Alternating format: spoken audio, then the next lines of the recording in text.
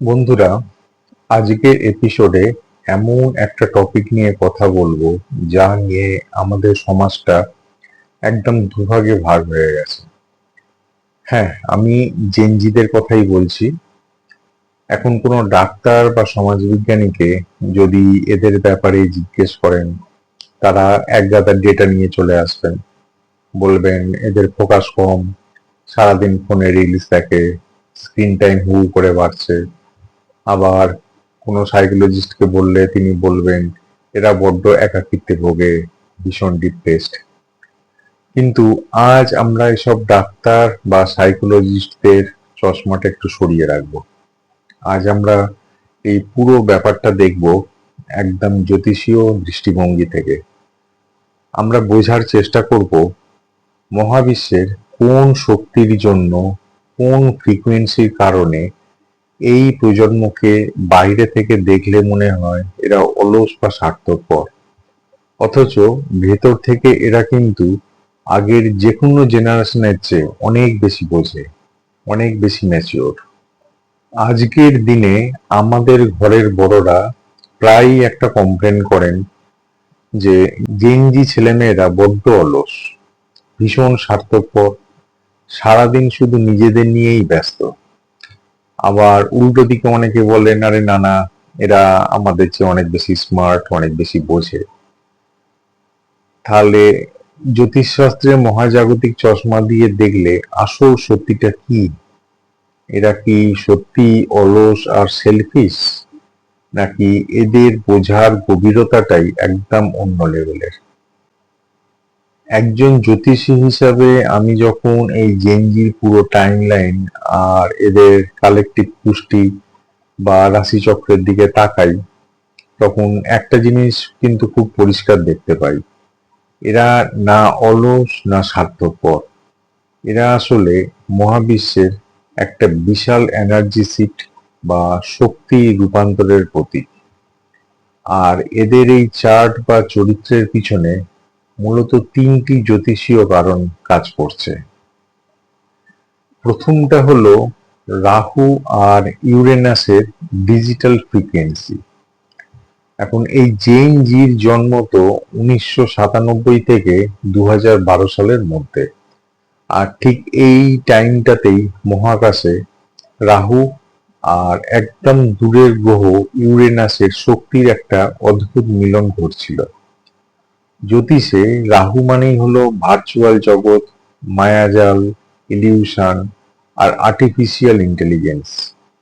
আর Uranus হলো প্রথা ভাঙা, হঠাৎ কোনো বিপ্লব আর নতুন টেকনোলজির প্রতীক। এই দুটো গ্রহের ফ্রিকুয়েন্সি চোটেই কিন্তু এই প্রজন্ম জন্ম থেকেই ইন্টারনেটের একটা অদৃশ্য মায়াজালে বড় হয়েছে।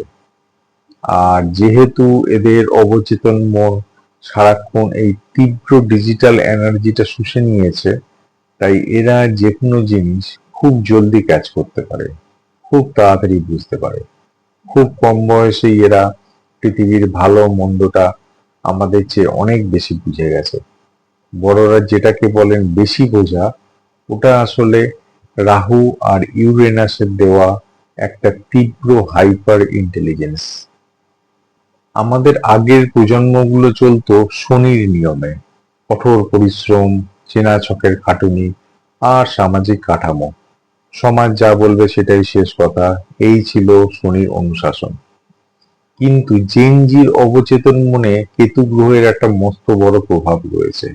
আর কেতু মানেই হলো বৈরাগ্য, ডিটাচমেন্ট, মানে কোনো মেকি বন্ধন থেকে মুক্তি। এই জেনজি যখন দেখে যে তাদের আগের জেনারেশন গুলো সারা জীবন কর্পোরেট ইঁদুর দৌড়ে দৌড়েছে, সমাজকে তোষামত করেছে, আর দিন শেষে পেয়েছে শুধু মেন্টাল স্ট্রেস আর একাকিত্ব, তখন এদের ভেতরের কেতু এদেরকে ওই পুরনো পচাগলা সিস্টেম থেকে টেনে বার করে আনে, ডিটাচ করে দেয়। এরা যখন ওই ৯টা ৫টার চেনা গোলামির খাঁচায় ঢুকতে চায় না, সমাজ তখন এদের ভাবে অলস। এরা যখন সমাজের মুখোশধারী লোক দেখানো সম্পর্কগুলোকে বাদ দিয়ে নিজের মেন্টাল পিস বা মানসিক শান্তিকে সবার আগে প্রাধান্য দেয়, সমাজ তখন এদের গায়ে তকমা সেটাতে স্বার্থপর। কিন্তু জ্যোতিষের চোখে এটা স্বার্থপরতা নয়, এটা হলো আত্মসংরক্ষণ বা সেলফ প্রিজার্ভেশন। এরা স্রেফ কোনো ফালতু খাটাখাটনির পিছনে নিজেদের লাইফ ফোর্স বা এনার্জিটা নষ্ট করতে রাজি নয়। 3 নাম্বার পয়েন্টটা এদের জন্য একটা মস্ত বড় ফাঁদ, আর সেটা হলো বৃহস্পতির অভাব আর প্রজ্ঞার অভাব বা শূন্যতা। এদের চার্টে রাহু আর কেতু যতটাই স্ট্রং, এদের বৃহস্পতি কিন্তু ততটাই দুর্বল বা পীড়িত। আর আমরা তো জানি বৃহস্পতি হলো জ্ঞান, ধৈর্য, স্থায়িত্ব আর সবচেয়ে বড় কথা গুরু ভক্তি এবং বড়দের সম্মান করার কারক গ্রহ। বৃহস্পতি আপনার যখনই দুর্বল হয়ে যায়, তখন মানুষের ভেতর থেকে ওই শুদ্ধাবোধ বা বিনয়টা ধীরে ধীরে কমে যায়। আর ঠিক এই কারণেই আজকের বড়রা কমপ্লেন করেন যে এই জেনারেশন বড়দের একদম সম্মান করতে চায় না, মুখে মুখে তর্ক করে, কোনো কথা শুনতে চায় না। আসলে তীব্র রাহু আর কেতুর কারণে এরা ইনফরমেশন বা তথ্য অনেক বেশি জানে, বোঝেও অনেক বেশি, কিন্তু এদের লাইফে বৃহস্পতির সেই শান্ত ধৈর্য, জ্ঞান আর শুদ্ধাবোধের বড় অভাব। এরা ভাবে ইন্টারনেটে গুগল বা এআই যখন আমাদের সব প্রশ্নের উত্তর এক ক্লিকে দিয়ে দিচ্ছে, তখন এই বড়দের বা গুরুদের জ্ঞান শোনার কি দরকার। এই যে একটা মানসিকতা, এটাই কিন্তু এদের গুরু ভক্তি আর সম্মান করার জায়গাটা নষ্ট করে দিচ্ছে। আর এই বৃহস্পতির অভাবেই এরা খুব দ্রুত সবকিছুতে বোর হয়ে যাচ্ছে, খিটখিটে হয়ে যাচ্ছে, কোনো কিছুতেই স্থায়িত্ব পাচ্ছে না।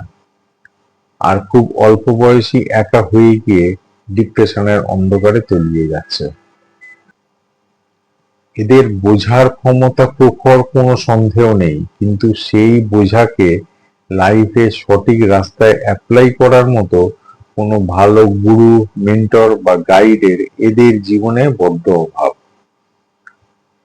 তাই বন্ধুরা, দিন শেষে জেনজি অলস বা স্বার্থপর কিন্তু কোনোটাই নয়।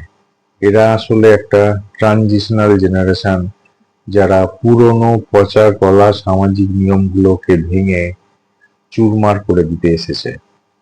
এরা প্রথা ভাঙতে তো জানে, কিন্তু নতুন কিছু সুন্দর করে গড়ে তুলতে গেলে যে ধৈর্যের প্রয়োজন বা যে জ্ঞানের প্রয়োজন, তা এদের এখনো শিখতে হবে। এরা বেশি বোঝে ঠিকই, কিন্তু সেই বোঝাকে স্রেফ ডেটা বা ইনফরমেশন বানিয়ে না রেখে আসলে জ্ঞানে রূপান্তর করাই হলো এদের এই জীবনের সবচেয়ে বড় পরীক্ষা। তো জেনজির এই কসমিক সত্যটা আজ একজন জ্যোতিষীর দৃষ্টিভঙ্গি থেকে আপনাদের কেমন লাগলো আমাদের জানান। আপনার ঘরের ছেলে মেয়ে বা ভাই বোনের সাথে কি এই একই প্যাটার্নটা মিলছে, নাকি আপনি নিজেই একজন জেনজি হয়ে নিজের ভেতরের এই গ্রহদের যুদ্ধটা টের পাচ্ছেন? কমেন্ট বক্সে আমাকে অবশ্যই জানান। ভিডিওটা ভালো লাগলে একটা লাইক দিয়ে বন্ধুদের সাথে শেয়ার করে দেবেন। আর লাইফের প্রতিটা বিষয়কে কোনো চেনা ছকের বাইরে গিয়ে একদম খাঁটি মহাজাগতিক লজিক দিয়ে বুঝতে চাইলে এখনই আমাদের এই চ্যানেলটাকে সাবস্ক্রাইব করে রাখুন। দেখা হচ্ছে পরের পর্বে মহাবিশ্বের অন্য কোনো গোপন ফ্রিকোয়েন্সি রহস্য নিয়ে। ততক্ষণের জন্য নিজের ভেতরের গ্রহদের চিনুন, সচেতন থাকুন, মুক্ত থাকুন। নমস্কার।